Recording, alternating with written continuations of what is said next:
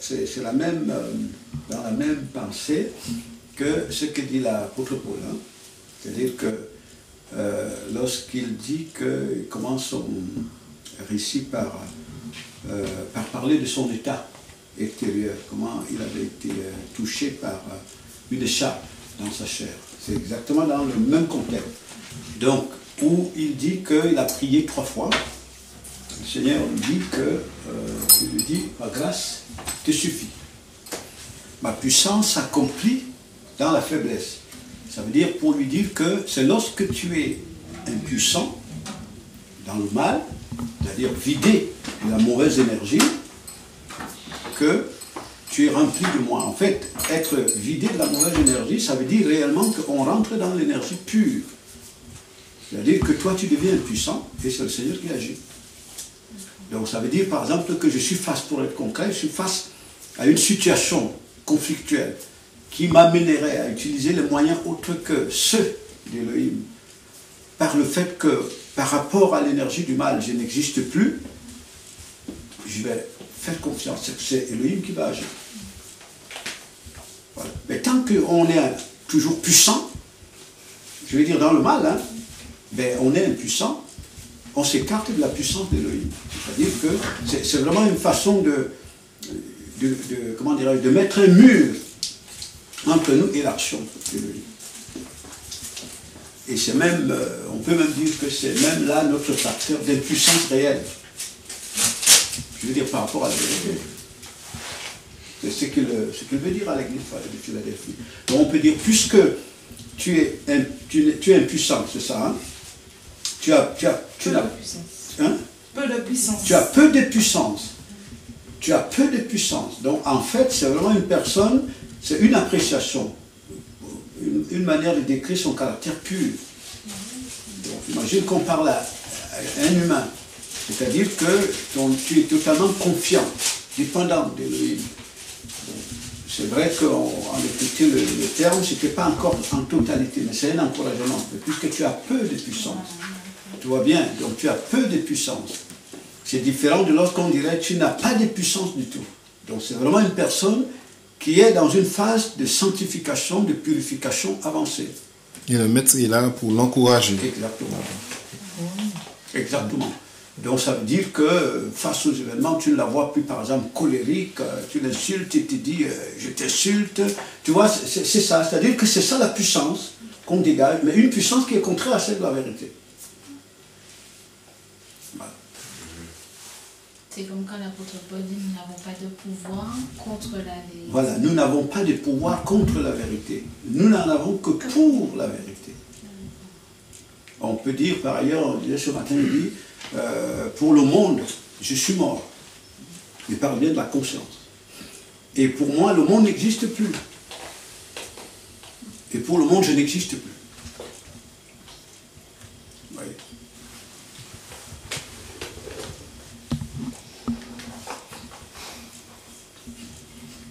Et donc c'est ça. Plus on rentre vraiment dans cette dimension, donc ça veut dire que on est progressivement, un tel esprit est désintégré de l'influence de l'énergie impure, c'est l'influence de Satan, des démons. Donc on peut le voir face aux événements, donc ça suppose un niveau de relation, de lien, de confiance à Elohim qui est avancé. Et ça peut se justifier aussi par la capacité d'un tel individu de faire confiance à Elohim devant des situations effroyables. Donc on peut dire que c'est quelqu'un qui n'a plus de puissance du tout. Puissance du tout. C'est-à-dire sa puissance, c'est le Messie. Vous voyez très bien. Donc on voit la puissance du Messie s'est dégagée et son impuissance au niveau humain, c'est-à-dire le fait que lorsque ce qui montre clairement qu'il n'avait aucun lien avec les démons, c'est qu'en réalité, quel que soit le degré, la dimension de l'épreuve, il était confiant en son Père. Bon, c'est cela. Mais tant qu'on est encore habité de cette mauvaise énergie, nous cherchons à régler nos comptes nous-mêmes. Ouais. Tu cherches à régler tes comptes toi-même, contre Angéline, contre Marie-Noël, contre Jeanne, contre Jean, contre André, parce qu'il t'a dit ceci, parce qu'il t'a dit cela, habité de cette mauvaise énergie qui est de la prétention, hein, qui vient de l'impie. Tu vas chercher à régler les comptes toi-même. Mais lorsqu'on en est progressivement vidé, face aux événements, on fait confiance à lui. Donc, c'est là où on peut dire selon aussi les Écritures c'est-à-dire que les membres ne sont plus au service du péché, au service de cette énergie impure. Donc c'est là où on rentre donc dans l'impuissance. Oui, c'est ça. C'est aussi, ça nous ramène aussi dans l'épisode qui est raconté de la bataille entre Jacob et l'ange d'Élohim, l'ange représentant Élohim, on peut dire la figure prophétique du Messie. C'est-à-dire que Jacob va combattre contre l'ange. Il va combattre contre l'ange. Vous voyez très bien, il dégage vraiment une énergie, en fait, il rentre dans la puissance du Créateur que quand il en est vidé totalement. Vous voyez, c'est ça. Donc le but des épreuves, comme il a dit, le Messie a appris l'obéissance par ce qu'il a vécu. Donc le but des épreuves, c'est de détruire en nous cette énergie, de la vider totalement pour que l'esprit retourne à Elohim. C'est à partir de là qu'on peut voir donc la gloire d'Elohim sortir du voile, se déployer. Et vous verrez même que c'est le facteur qui est favorable à l'évolution de la connaissance d'Elohim. Ça veut dire qu'en réalité, peu à peu, ces caractéristiques se déposent dans notre esprit. Donc nous sommes vidés de la conscience de l'autre. Donc on rentre dans la conscience du Père et puis la connaissance augmente. La connaissance augmente. C'est comme si tu sors de la sphère universelle pour rentrer dans la sphère du Créateur. Vous voyez, on peut dire tu rentres dans la montagne d'Élohim. Tu rentres dans ses entrailles. Bon, donc au fur et à mesure, donc, tu es totalement vidé de cette énergie qui t'agitait au moment où tu fais partie de la sphère universelle, pour entrer dans la sphère d'Élohim. Donc on peut dire donc que tu deviens impuissant, je veux dire par rapport à cette énergie, pour entrer dans la puissance d'Élohim. On peut dire tu es mort au péché, tu vis, si tu vis, mais c'est le Messie qui vit, comme on pourrait dire. Mais c'est totalement l'inverse de ce qu'on nous apprend au quotidien. C'est-à-dire qu'on nous apprend au quotidien par rapport à la conscience du mal, du mensonge. C'est que l'homme puissant, c'est celui qui est capable lui-même de se trouver le moyen d'affronter les situations, de chercher des solutions aux situations face auxquelles il se trouve. L'homme puissant, c'est celui qui est capable de se défendre quand il est attaqué. Vous comprenez? Donc c'est totalement l'inverse. L'homme puissant, voilà. C'est une vision contraire au fonctionnement de Oui, l'univers. totalement contraire. Dans le fond, c'est ça même qui te maintient dans l'impuissance absolue. Parce que imaginons que derrière les événements auxquels tu fais face, c'est des forces spirituelles. Mais tu vas chercher à les combattre à partir de moyens matériels. Est-ce que vraiment tu cherches, est-ce que vraiment tu dégages la puissance? Mais non, c'est vachement périlleux. Et c'est ce que Pierre va faire quand il est face aux soldats romains qui viennent se saisir du Messie. Il va se saisir des moyens, des armes matérielles pour combattre contre les forces spirituelles.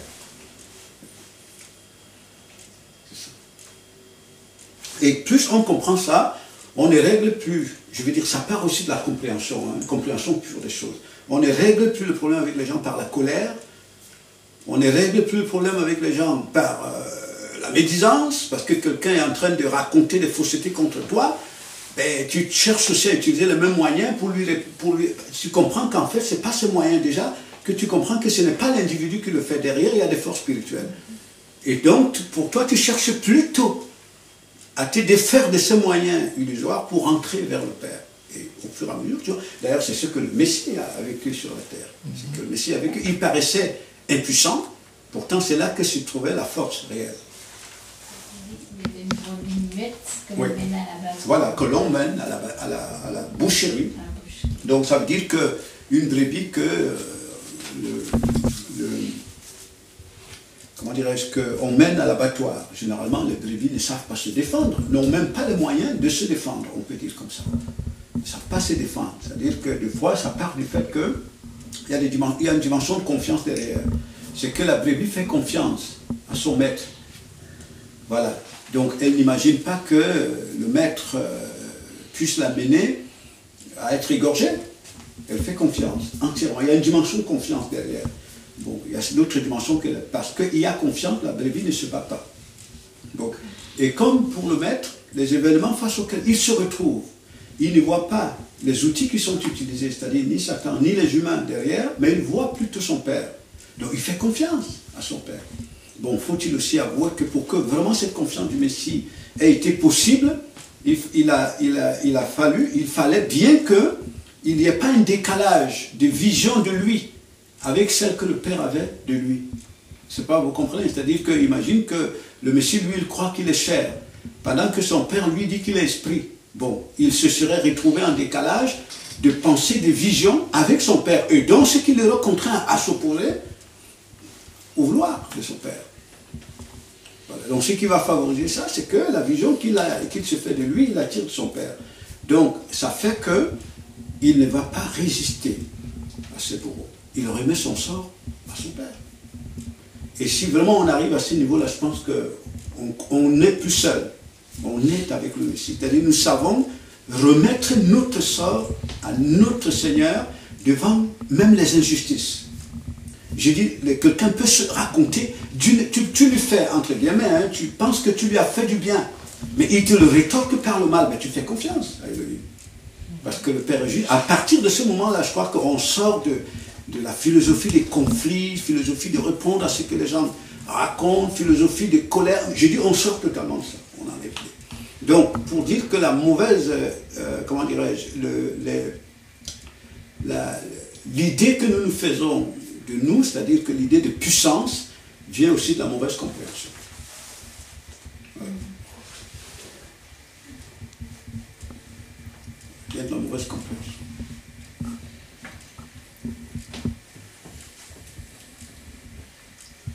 Oui, c'est ça. Donc notre puissance accomplie, c'est Elohim qui est puissant, il a rendu manifeste dans le Messie. Notre puissance accomplie lorsque nous rentrons totalement dans notre identité dans le Messie, Yeshua. Donc ça suppose donc qu'on est vidé totalement de l'identité de l'impie. Donc la fausse qui agit dans la mauvaise compréhension qui nous a donné les choses.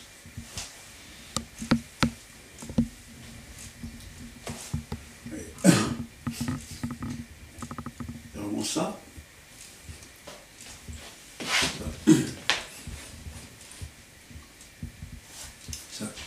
Parce que quand nous considérons le quotidien du Messie sur la terre, quand nous considérons son quotidien, l'acharnement des forces hostiles sur lui et de toutes les manières, hein, c'est-à-dire que la plupart des humains qui ont combattu le Messie ne le faisaient pas volontairement.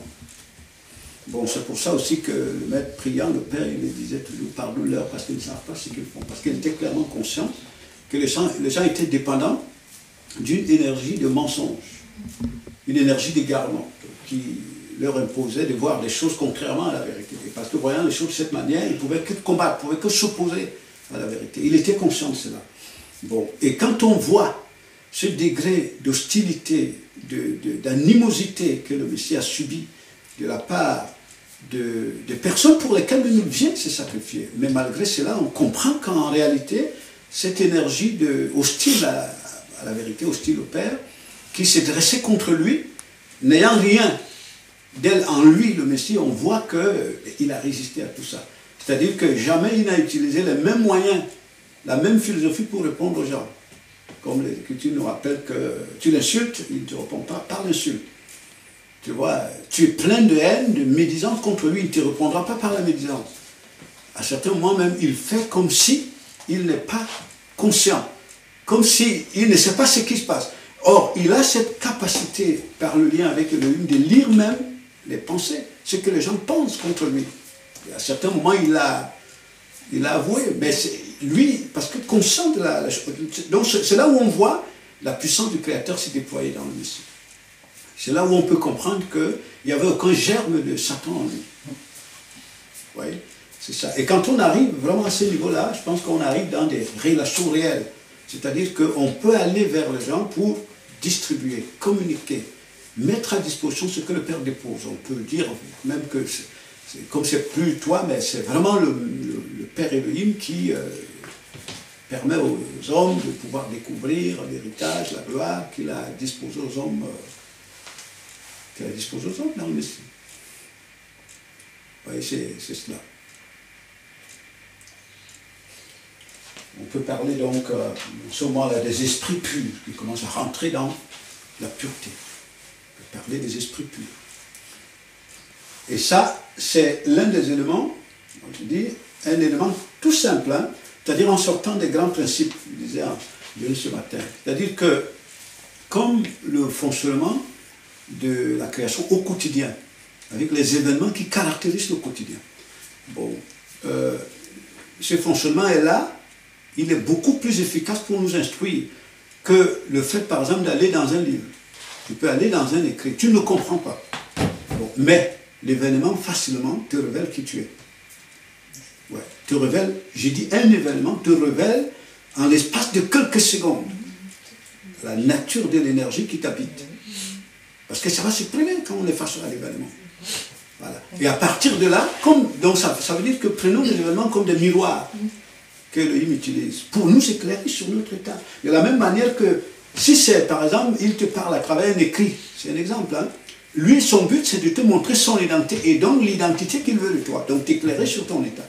C'est le même rôle que joue un événement, une situation, une circonstance, pour nous éclairer sur notre état. Mais tellement on est insensible aux événements que, comme je disais tout à l'heure, c'est que très souvent, le réflexe que nous avons, c'est que quand un événement m'oppose à Emmanuel, pour moi, l'événement, c'est un miroir qui me montre Emmanuel. Voilà. C'est-à-dire que tout d'un coup, ce que je commence à juger, c'est Emmanuel. Alors qu'en réalité, s'il est évident que je ne peux pas me placer devant un miroir, au lieu de voir mon visage, je vois celui d'Emmanuel. L'événement est là pour m'instruire sur moi-même. Par rapport, si je dis bien, par rapport au standard, hein, de l'identité de l'homme qui est le Messie. Pour m'aider, donc, non pas pour me juger, mais pour m'éclairer et m'aider à réaliser combien l'énergie qui est en moi, peut-être qu'elle vient d'Elohim ou elle ne vient pas d'Elohim, et dire à Elohim, viens mon secours. Je pense que de cette manière, les événements vont nous transformer. Le Père va nous transformer au travers de l'œuvre. Voilà. Mais si on n'est pas transformé, alors que, est-ce qu'il y a un quotidien sans événement? Mais non. Il y a des millions d'événements qui nous accompagnent au quotidien. Mais pourquoi ces événements nous laissent les mêmes personnes? Ou au contraire, nous changent plutôt en mal? Mais simplement parce qu'on n'en tire aucune instruction. On a certainement des instructions que nous tirons des événements, mais qui viennent de l'impie. Ça vraiment nous aide, parce que ce sont des choses qui sont d'une profondeur inouïe. Parce que quand on regardait le journal, je ne sais pas si vous avez vu ça, il y a quelque chose aussi qui m'a interpellée. Il y a deux événements qui se sont produits. Il y a eu l'inondation. C'est une inondation qu'il y avait, je crois. Et des arbres qui sont tombés aussi. Voilà, des arbres qui sont tombés, des choses, des racines et tout. Et puis il y avait le monsieur là, le chanteur de rock, qui il faisait au Batak. Et puis que soudainement il y a eu des personnes qui sont venues armées et qui ont commencé à tirer sur eux et tout. Et après on voit la réaction du monsieur. En fait, ce qui est l'interprétation l'interprétation qu'il avait de l'événement. Et puis après, on a interviewé deux jeunes hommes qui étaient aussi dans la salle et leur interprétation des événements.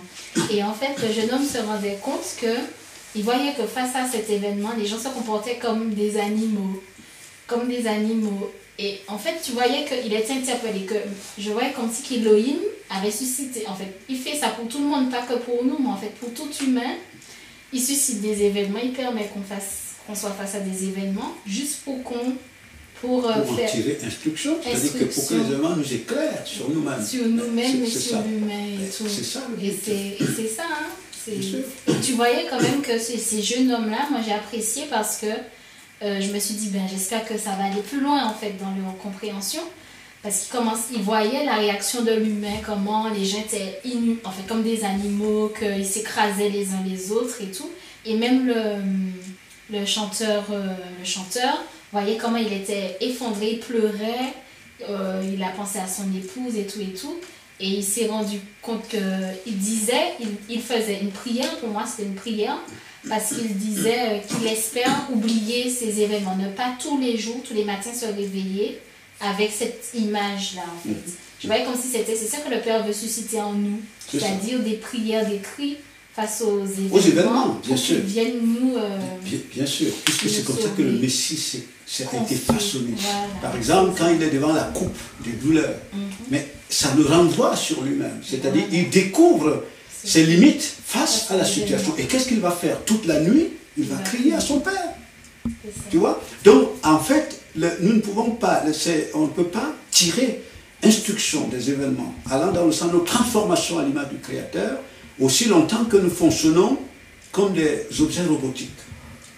C'est-à-dire à partir d'une intelligence, je peux dire artificielle, qui n'est pas naturelle. Vous comprenez ce que je veux dire? Parce qu'en fait, quand on fonctionne comme des robots, très souvent devant des événements, pour nous, nous renvoyons la responsabilité toujours sur les autres. Sur les autres. Toujours sur les autres. C'est de là que naissent toutes sortes de mauvais commentaires, médisances. Je dis toujours sur les autres. C'est-à-dire que face à un événement, je trouve toujours un bouc émissaire. Bon, mais imagine, si l'événement vient m'éclairer sur mon état, pour m'amener à prendre mes responsabilités afin de crier au Créateur, et que moi, je renvoie la responsabilité sur les autres, ça veut dire que moi, je n'ai rien à changer. Je n'ai pas à être transformé. Je ne sais pas si vous comprenez. Donc, c'est ça. Donc, au final, pour moi, je demeure ce que je suis, mais c'est l'autre qui doit changer, qui doit s'adapter à ce que je suis. Donc, quand je dis l'autre, puisque même l'autre n'est pas, c'est pas lui qui est le donneur d'ordre des événements, donc c'est le Créateur qui doit s'adapter à moi.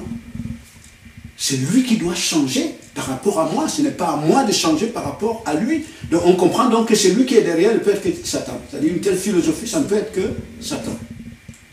Donc c'est ça qui fait qu'on ne peut pas changer. Alors que pour le Messie, il a pour modèle identitaire son Père. N'est-ce pas? Et quand l'événement arrive, cet événement vient l'amener à comprendre par rapport au modèle identitaire qui est son Père. Est-ce qu'il y est ou alors est-ce qu'il doit y tendre? Vous voyez très bien. Mais quand tu perçois des choses comme ça, mais tu cries à celui qui doit t'y amener.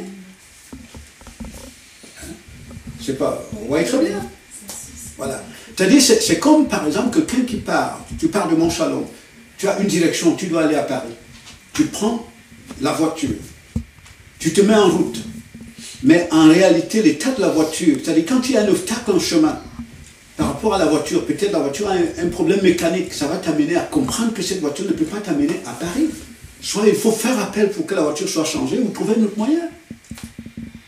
Tu comprends? Mais tu ne vas pas passer ton temps à renvoyer la responsabilité, je ne sais pas à qui, autre, mais tu vas demeurer là.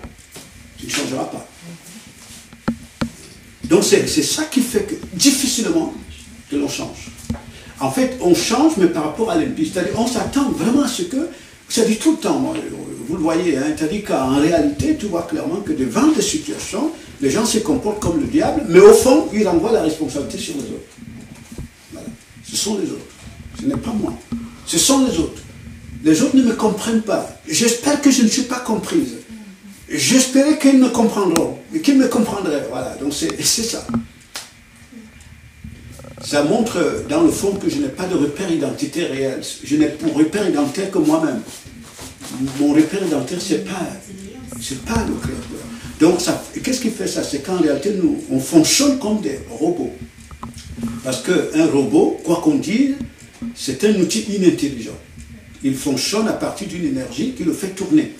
Nous avons le lave-linge, nous avons des congélateurs, nous avons des voitures, ces outils qui fonctionnent par l'énergie. Ce sont des outils qui fonctionnent, mais simplement fonctionnent par l'énergie. Donc, il y a un circuit qui leur est imposé à partir de l'énergie qui les fait fonctionner. Donc, on arrive à ce niveau-là que notre dépendance au mensonge, au démon, fait en sorte qu'on fonctionne comme des objets robotiques. Voilà. Donc, c'est comme si, et ce qui le prouve encore davantage, c'est que vous allez voir que vous mettez 100 personnes face à des événements divers. Ils vont dans le fond avoir la même réaction. C'est pas compris? Oui. Dans le fond, ils vont avoir la même réaction. C'est-à-dire que tu trouves un individu ici à Montchalon, un autre est à New York, un autre est à Yaoundé, un autre est en Malaisie, un autre est à Paris, un autre à Genève, ainsi de suite. Vous mettez ces individus devant des difficultés qui menacent leurs intérêts. tous ces individus vont renvoyer le sort aux événements qui sont en face d'eux, c'est-à-dire les événements à partir desquels ils sont éprouvés. Vous voyez très bien. Donc, ils vont se justifier. Voilà. Donc, ça veut dire que ce sont des événements qui doivent s'adapter à moi. Donc, ça donne clairement de comprendre que tous ces individus, c'est comme par exemple, tu mets un lave-linge ici, tu mets un autre lave-linge à New York, un autre à Québec, un autre ainsi de suite. Surtout que si c'est tous ces lave-linges, si ce sont les Bosch, sortez de la même usine, mais suivent le même circuit, par la même énergie qui les fait tourner. Donc, on trouve que c'est comme ça qu'on fonctionne. Donc, ça fait que tu quittes un tel individu, tu le retrouves 100 ans, non, 10 ans après, excusez-moi, vous allez trouver que cet individu fonctionne exactement de la même façon. Il passe son temps à remettre le sort aux autres. Non, ce sont les autres qui sont problème. Et lui n'est jamais un problème. Et vous trouvez que ça fonctionne comme ça, collectivement. Ça peut être une mentalité nationale, ainsi de suite. Moi, j'ai souvent dit, tu vas par exemple en Afrique, tu trouves que jusqu'aujourd'hui, les gens rendent les Blancs responsables de leur situation. Ils n'y sont jamais pour rien, ce sont les Blancs. Bon, maintenant, c'est comme ça. Donc, c'est une mentalité collective. Et vous vivez ensemble comme ça, un problème surgit, vous ne restez pas attentif pour que le Créateur vous aide à comprendre comment est-ce qu'il veut vous transformer par rapport à lui. On remet le sort à Isaac. On rend l'autre responsable. Comme ça, je change, chaque fois je vais de lui en lui, et c'est le même mécanisme qui recommence. Donc c'est ça. Alors que le Messie vient, on dit bien, c'est vraiment la conscience créatrice, c'est l'intelligence. Il est la fonction visible de l'intelligence créatrice. Donc ça veut dire que quand le Messie est face aux événements, c'est qu'il est la substance de l'intelligence créatrice. Donc ça lui confère les capacités, les potentialités d'analyse, de compréhension par rapport au fondement de son identité pour comprendre comment les événements participent à sa transformation. Il pouvait être transformé. Oui, c'est ça. Et puis tu trouves qu'un tel individu ne peut pas demeurer au même niveau. Il ne peut pas demeurer au même niveau. Et puis quand on est aussi à cette dimension-là, tu comprends clairement que la réaction d'un tel individu, parce qu'il tire son discernement de la vérité, donc de l'Elohim, sa réaction n'est pas mécanique. Il n'a pas la même réaction devant toutes les situations. C'est-à-dire que la réaction s'adapte à chaque type de situation dans le but de sa transformation. Et puis, bien sûr, aussi visant la transformation des autres. Oui, c'est comme ça. Et on rentre là, ça sert, j'ai dit, même les relations conjugales, relations famille, j'ai dit, tout va changer de nature, tout va changer de fonctionnement. Je vous dis, tout va changer de fonctionnement.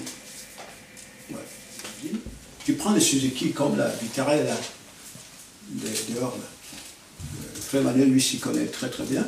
Tu prends comme la Zara est là, tu prends BMW, j'ai dit que les Suzuki là, tu rencontres 1000 Suzuki ont le même ronflement, même fonctionnement.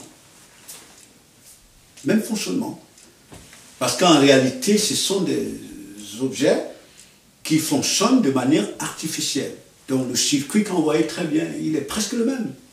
C'est pour ça que quand tu as une panne avec la Suzuki, là même tu peux commander tes pièces en ligne. La personne qui connaît la Suzuki commence à te demander quel modèle, quel numéro de châssis, ainsi de suite.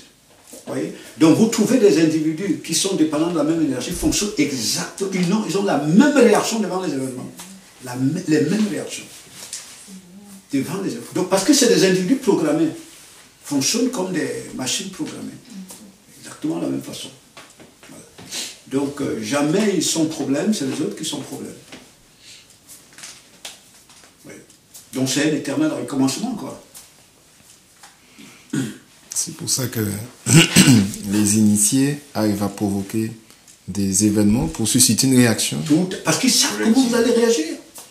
C'est exactement ça.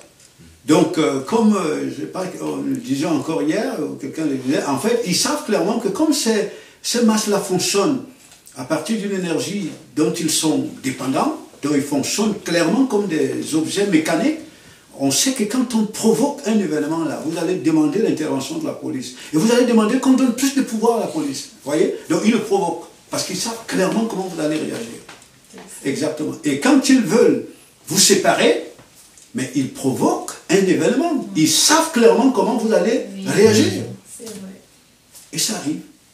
Je vous dis, j'ai dit quand plus on comprend comment fonctionne cet univers, on comprend que, en fait, c'est un problème de connexion de la matière à l'énergie. Comme je disais, que les voitures du même modèle ont le même ronflement. Ceux qui connaissent bien les voitures, quand il entend une Suzuki Vitara, Grand Vitara ronfler, il sait que non, son ronflement n'est pas normal. C'est pas normal. J'entendais le frère Manuel dire quand on est allé dans le village là-bas, c'est-à-dire la voiture, on dit non, le ronflement n'est pas normal.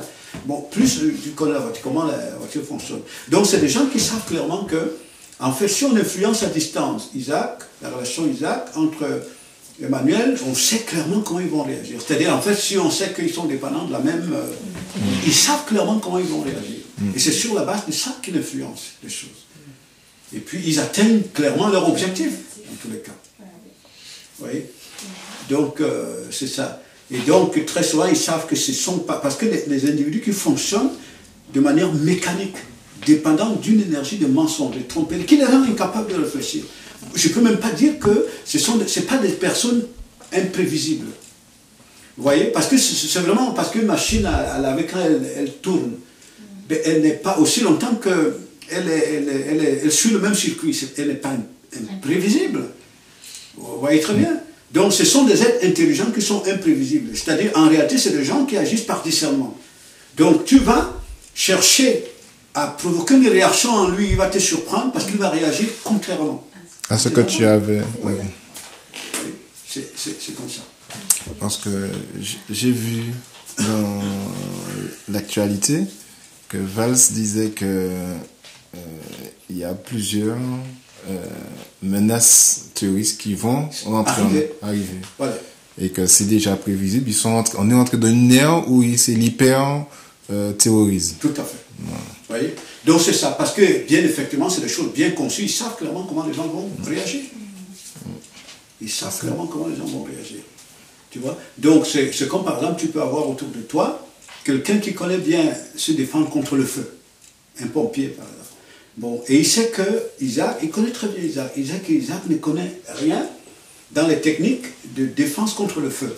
Après, il vient la nuit pendant que tu dors, il met le feu dans ta maison. Il a bien calculé, il sait comment tu vas réagir, que tu vas faire appel à lui. Tu comprends? Mais dans le fond, si cet individu ne te connaît pas réellement, il ne sait pas, peut-être il s'est dit, mais peut-être que le monsieur lui-même c'est un pompier. Il sait, mais si je mets le feu dans sa maison, certainement qu'il ne fera pas appel à moi. Parce qu'en fait, ta réaction l'échappe. Donc, tu vois, ta réaction, il ne la sait pas parce qu'il ne la connaît pas, il ne la maîtrise pas parce qu'il ne te connaît pas très bien. Voilà. Donc ainsi, lorsque ces gens-là savent clairement qu'on a affaire aux individus dépendants du mensonge, de l'énergie des tromperies, on sait comment ils réagissent. Tu vois? Tu vois même que très souvent, les armes que les gens utilisent, par exemple, pour quelqu'un peut calculer, détruire son mariage, hein? Bon, parce qu'il a pris le temps de te comprendre comment tu fonctionnes avec Sandrine. Il est capable d'aller vers Sandrine pour lui inculquer le mensonge. Que voici ce qu'Isaac fait. Parce qu'il sait clairement comment elle va réagir. Donc c'est comme ça. Et c'est comme ça que l'impie travaille. C'est ça. Alors que tu prends quelqu'un comme le maître, qui est vraiment la fonction visible de l'intelligence créatrice. Bon, donc c'est pas quelqu'un dont tu pouvais calculer le comportement, la réaction. Quelqu'un dont tu pouvais dire que je vais aller l'insulter et je sais comment il va réagir. Tu vois très bien.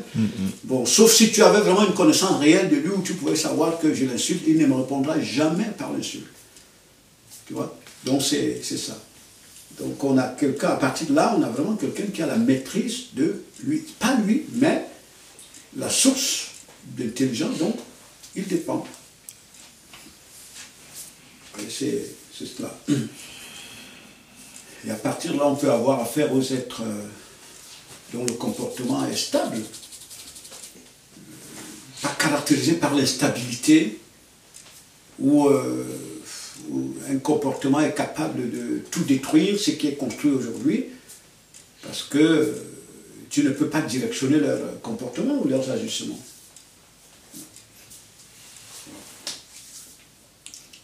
Donc c'est cela.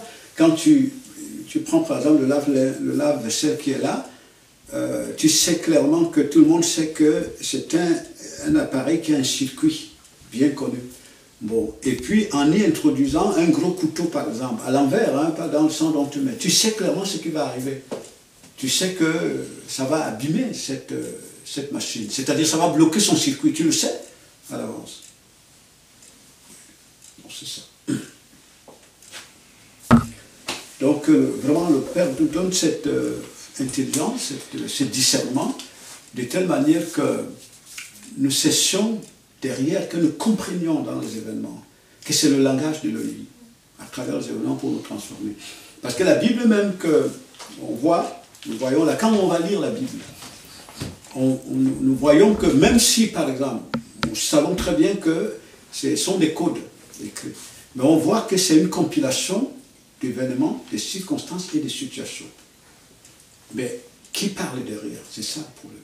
Derrière ça, il y a bien, je vais dire, quelqu'un qui s'exprime. Il y a bien un donneur d'ordre derrière ces événements. Donc c'est lui qui s'exprime à travers ces événements. Et de telle sorte que même lorsque tu as affaire à Satan, qui est derrière les événements qui se produisent, puisqu'il n'est pas dépendant de lui-même, il est dépendant du principe créateur. On considère que son mouvement, c'est un code de langage du créateur. Et tu le comprends comme ça, le créateur, quand il parle, c'est pour nous éclairer sur nous, sur ses desseins, pour nos transformations. Et à partir de là, on peut considérer tous les événements. J'ai dit même les plus petits des événements, hein, même les détails. J'ai dit même les plus petits événements. C'est-à-dire là, je peux considérer que même un bobo que je ressens sur mon corps, qu'on appelle maladie, c'est un outil par lequel le Créateur veut me parler. À partir de là, on peut dire, quand l'apôtre Paul disait que quand il avait été touché par une charde, il a prié, mais finalement, ça devient, il est finalement instruit que c'est plutôt le Créateur qui avait ordonné à l'ange de Satan de le toucher pour l'instruire, pour son instruction personnelle et pour sa transformation. Oui. Quand tu dis que Satan anticipe, en fait, c'est parce que il sait qu'on est dépendant de lui, c'est lui-même qui nous a éduqués. Oui. Donc, il a, par rapport aux événements qui nous sont arrivés, il nous a inculqué une éducation, des réactions, en fait. Donc, il sait qu'à, par exemple, il m'a éduqué pendant, puisqu'on dit 16 ans, hein, obligatoire l'éducation. Bon, pendant un certain nombre de temps, il sait que face à tel événement, c'est lui qui me donne l'instruction. Donc, il m'éduque. Et arrivé à l'instant T plus vers 28 ans, bon, il sait que dans un événement similaire, il sait déjà, par rapport à l'éducation qu'il m'a donnée, comment je vais réagir. C'est dans ce sens qu'il anticipe. C'est ça. C'est dans ce sens. C'est-à-dire, il sait comment tu vas réagir. En d'autres termes, il sait que par l'événement, il va directionner ton comportement. C'est lui qui va le directionner. Ton comportement, ton analyse, ta compréhension. Et donc, ton action. Par contre, il est réactionnaire face à l'intelligence d'Élohim. Oui, là nous parlons en rapport avec l'humain. Voilà. Ça c'est avec l'humain, ça c'est tout autre chose. Voilà. Donc, il n'y a pas de rapport de force entre Satan et nous disons bien que quand on parle d'anticipation, c'est par rapport au rapport avec l'humain. Voilà. D'ailleurs, tu verras que c'est comme ça que nous fonctionnons, comme on l'a dit tout à l'heure. C'est-à-dire les gens savent clairement. Par exemple, il y a des événements qui se produisent actuellement dans le monde qui sont expressément provoqués. Et parce qu'on sait comment les gens va réagir. C'est ça. Voilà. C'est ça. Donc c'est une façon de canaliser leur comportement. On veut les conduire dans un circuit fermé. Mais à travers, on sait comment ils vont réagir. D'ailleurs, les conflits qui arrivent entre des personnes, des hommes dans des familles, fraternellement, il y a derrière des forces spirituelles. Mais parce qu'ils savent clairement, elles savent clairement comment vous allez réagir. Parce qu'ils savent que pour diviser Angéline et Isaac, il suffit de provoquer tel événement. Comme ils sont dépendants de nous dans la compréhension, voilà comment ils vont réagir pour trouver la solution. Donc on va leur proposer la solution. Donc c'est comme ça. Mais oui. C'est ça. Donc, excusez-moi, c'est ça, mais en fait, on est par exemple comme ça. C'est-à-dire qu'on a affaire aux forces spirituelles, hein, qui savent que les gens leur sont dépendants. Bon, et puis tout d'un coup, il y a un événement qui est provoqué. Bon, il y a une pensée, donc celle dont tu peux être dépendant, qui vient me dire que, ben écoute, prends son téléphone, tape-le par terre, tu vas voir comment il va réagir. Et puis je le fais, tu vas réagir exactement comme tu as là. Oui. Donc c'est comme ça. Mais pour que je ne réagisse pas comme ça, il faut que je sois libre de cette force spirituelle. Qu'il n'y ait plus de pont entre nous. C'est ça.